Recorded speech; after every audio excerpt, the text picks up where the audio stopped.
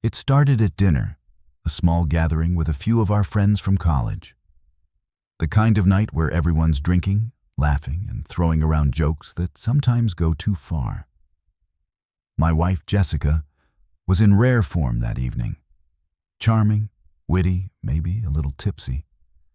I'd always admired how easily she could light up a room. But lately, I'd started noticing that her jokes had a bite to them, especially when they were aimed at me. I brushed them off before, thinking it was just her sense of humor. But that night, she crossed a line I didn't know she was capable of crossing. We were sitting around talking about relationships and physical compatibility. One of our friends made a crude joke about how women never forget their first. Everyone laughed. And that's when Jessica, grinning mischievously, leaned back in her chair, took a sip of wine and said, "Well, at least my ex was bigger." The words hit like a brick to my chest. The table fell silent for a moment, just long enough for her to realize what she'd said. But then a few awkward chuckles followed.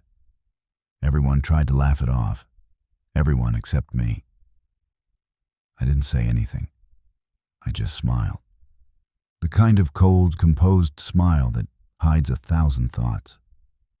Jessica's laughter faltered when she noticed my face. She tried to soften it with, "Babe, come on, I'm kidding." But I could tell by her tone that she knew she'd gone too far. Still, I stayed calm. I raised my glass, met her eyes, and said evenly, "That's good to know." Then I clinked my glass against hers and drank. The rest of the dinner passed awkwardly, but I didn't let my composure slip for a second. I think that scared her more than if I'd exploded. When we got home, she tried to talk.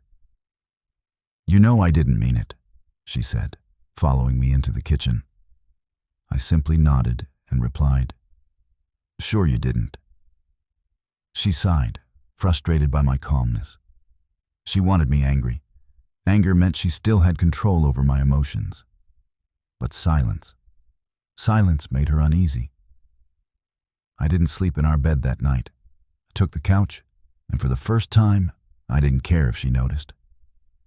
The next morning, I woke up early, went to the gym, and spent the day clearing my head. That night, when I came home, Jessica tried again. "You're being dramatic," she said. I looked at her, really looked at her, and saw something I hadn't seen before. Arrogance. She'd grown too comfortable disrespecting me, too confident that I'd always forgive, always stay. So I smiled faintly and said, "You know what's funny? Your ex might have been bigger, but I was the one who married you. Guess he didn't think you were worth it." The words landed like a thunderclap. Her face drained of color.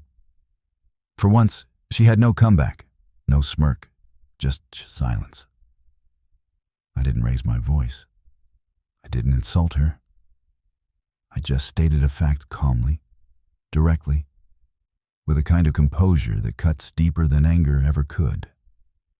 She stood there, eyes glistening, trying to find words that wouldn't make it worse. But there weren't any. The damage had already been done. Not by me, but by her own arrogance.